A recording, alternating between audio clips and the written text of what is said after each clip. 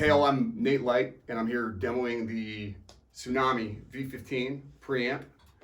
And I'm a bass player in Los Angeles, currently out of work due to the pandemic. But I used to do stuff like play with Matthew Morrison, actor, Save Ferris, ska band, English Beat, another ska band. And I'm also on the Kenny G record, which is going to be coming out later this year. And I'm a professor at Los Angeles City College as well.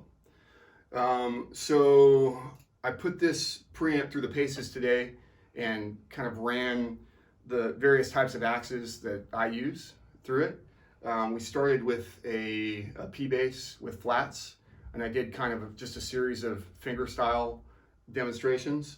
And I'm not a big fiddler when it comes to amps and preamps. I usually like to just like set something at what I think is fine and leave it alone. So I did just that and did kind of like a Motown feel, and then like an up-tempo straight eighth thing, and some kind of shuffle, and then more of like a jazz walking feel.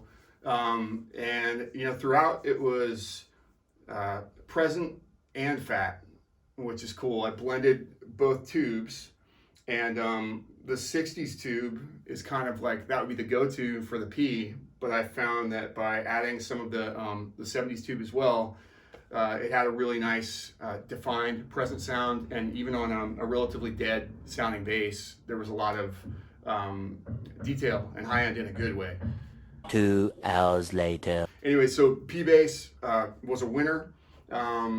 And you know, I've played with other tube pre's as well, but it was cool because I felt like it sounded like me. So it had my bassist character and also my character, but was you know, augmented by the tubey awesomeness. And I also didn't really have to EQ it, and it was fine. Actually, I didn't EQ it at all. I think it was just at 12 o'clock, maybe with like a slight low boost.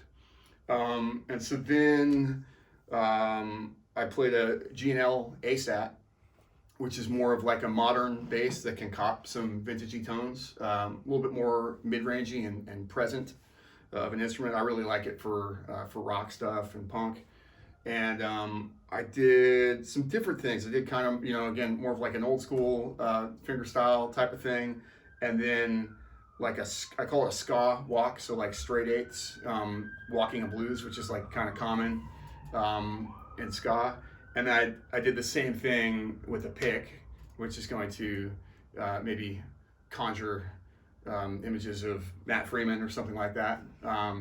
And same deal, it broke up really nicely. It had a cool grit. I was telling Keith I don't like pedals and distortion pedals in general. It's not something I like to mess with. And this was just a great natural overdriven sound that didn't lose any low end, which is why I hate pedals. Several bad puns later. Okay, so I'm also an upright player, so I wanted to put All right, so I'm also an upright player, and I wanted to put the pre through the paces with the upright. And for the record, I'm just running direct out of a Fishman full circle pickup. And I did kind of an assortment of techniques. I did a pizzicato kind of funky passage, and then also some arco, and a little bit of slap, rockabilly slap style, and then some walking. And I usually shy away from two pre's when it comes to the upright, just because things tend to get like too boomy and kind of feedback prone. But it was working nicely, and again, I didn't really fiddle with the controls that much. I just turned both tubes on. I think I was at 12 o'clock, and the pit sound is super punchy. And beefy, but it has a nice healthy mid-range to it as well. So I could really see it working well in the studio, but also in a live setting. I'm like curious. I want to get my hands on one of these things and mess with it live with the upright bass. You know, direct arco and slap is kind of something that I would never do anyways. But I do hear some potentially useful tones, and it sounds to me like that blended with the mic signal. Or you know, multiple pickups could definitely be something usable, but I was really digging the pit sound for both, that's 95% of what we do on that instrument.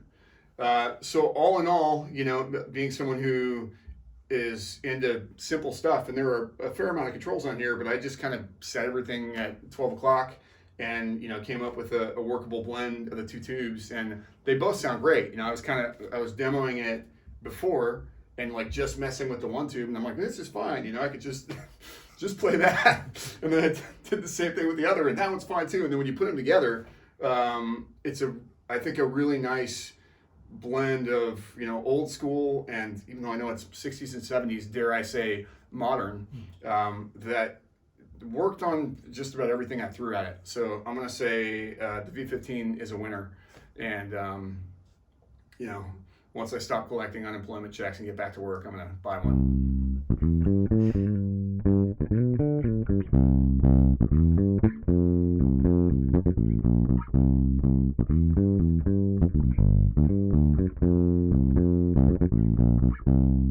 3 hours